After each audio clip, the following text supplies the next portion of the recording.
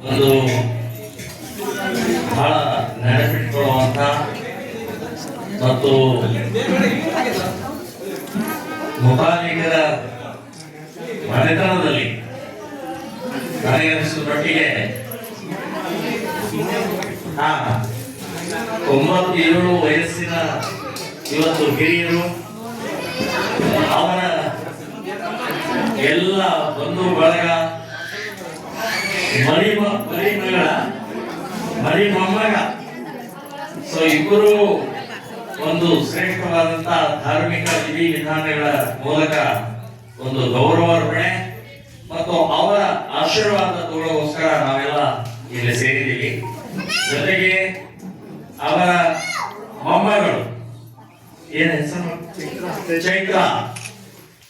ಚೈತ್ರ ಅವರ ಮೊಮ್ಮಗಳು ಅನ್ನಕ್ಕೆ ಅತ್ಯಂತ ಯೋಗ್ಯವಾದಂತಹ ಮೊಮ್ಮಗಳು ಸಿಎ ಮಾಡಿದ್ದಾರೆ. ಅಷ್ಟೇ ಅಲ್ಲ, ನಾವೀಗ ಅವ್ರ ಜೊತೆ ಮಾತಾಡ್ತಾ ಇದ್ದೆ, ಇಬ್ರು ಅಕ್ಕ ತಂಗಿ ಜೊತೆಗೆ ಶಂಕರಾಚಾರ್ಯರದು ಆಲ್ ಇಂಡಿಯಾ ಮಟ್ಟದಲ್ಲಿ ಅಂದ್ರೆ ಅಖಿಲ ಭಾರತೀಯ ಮಟ್ಟದಲ್ಲಿ ಒಂದು ಸೆಂಟರ್ ಇದೆ.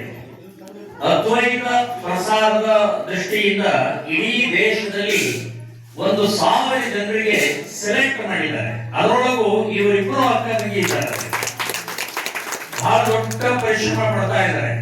ಅತ್ಯಂತ ಹಿಂದೂ ಸಂಸ್ಕೃತಿಯ ಸಂಪ್ರದಾಯದ ಶಂಕರಾಚಾರ್ಯರ ಅದ್ವೈತ ವಿಚಾರವನ್ನ ಪ್ರಚಾರ ಸೊ ಇದು ಬಹಳ ದೊಡ್ಡ ಪ್ರಮಾಣದಲ್ಲಿ ಮಾಡ್ತಾ ಇದ್ದಾರೆ. ಅದಕ್ಕೆ ನಾನು ಅಭಿನಂದನೆಗಳನ್ನ ಅವರಿಗೆ ಹೇಳ್ತಾ ಇದ್ದೀನಿ. ಜೊತೆಗೆ ಅವಳು ಮಾತಾಡ್ತಾ ಹೇಳಿದ್ರು, ಇವತ್ತಿನ ದಿನದಲ್ಲಿ ಶಕ್ತಿ ಬೇಕಾಗಿದೆ, ಶೌರ್ಯ ಬೇಕಾಗಿದೆ, ಧೈರ್ಯ ಬೇಕಾಗಿದೆ. ಸೊ ಅದನ್ನು ನಾನು ನನ್ನ ವೈಯಕ್ತಿಕ ಸಾಧನೆಯನ್ನ ಮಾಡ್ತಾ ಇದ್ದೀನಿ ಅಂತನ್ನುವಂತಹದ್ದು ಕೂಡ ಹೇಳಿದ್ರು. ಇನ್ನು ನಮ್ಮ ಪೂಜ್ಯರಾದಂತ ಗೋವಿಂದರಾವ್ ದೇಶಪಾಂಡೆ ಅವರು ಬಹಳ ಹಳವು. ನಮ್ಮ ತಂದೆಯವರು ಇದ್ದಂತಹ ಸಮಯದಲ್ಲಿ ಇವರು ಎಲ್ಲ ರಾಷ್ಟ್ರೀಯ ಸ್ವಯಂ ಸೇವಕ ಸಂಘದ ಕಾರ್ಯದಲ್ಲಿ ತೊಡಗಿದಂಥವ್ರು. ಸೈಕಲ್ ಮೇಲೆ ನಿರಂತರ ಓಡಾಡದಂತ ಸಂಘಟನೆಯ ಮತ್ತು ತಮ್ಮ ಎಲ್ಲ ದೃಷ್ಟಿಯಿಂದ ಓಡಾಡಿಕೊಂಡ ಕೆಲಸ ಮಾಡದಂತ ಏಕೈಕ ವ್ಯಕ್ತಿ ಅಂತಂದ್ರೆ ಗೋವಿಂದರಾವ್ ದೇಶಪಾಂಡೆ. ಇವತ್ತು 97ನೇಯ ಅವರ ಒಂದು ಈ ಕಾರ್ಯಕ್ರಮದ ಯೋಜನೆಯನ್ನು ಮಾಡ್ತಾ ಇದ್ದೀವಿ.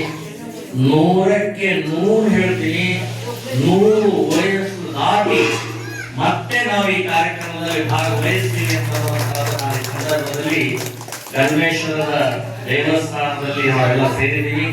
ಆ ಕಲ್ಮೇಶ್ವರಿಗೆ ಪ್ರಾರ್ಥನೆಯನ್ನು ಮಾಡ್ತಾ ಇದ್ದೀನಿ. ಮರಿ ಮಕ್ಕಳವರೆಗೆ ಯಾರ್ಯಾರು ಇದ್ದಾರೆ ಅವರ ಸಂಬಂಧಿಕರು ಎಲ್ಲರೂ ಬಂಧು ಬಳಗ ಅವರೆಲ್ಲರಿಗೂ ಕೂಡ ಅವರ ಆಶೀರ್ವಾದ ನಮಗೆಲ್ಲರಿಗೂ ಸಿಗಲಿ ಅಂತ ಹೇಳಿ ದೇವರಲ್ಲಿ ಪ್ರಾರ್ಥನೆ ಮಾಡಿ ನಾನು ನನ್ನ ಮಾತನ್ನು ಮುಗಿಸ್ತಾ ಇದ್ದೀನಿ.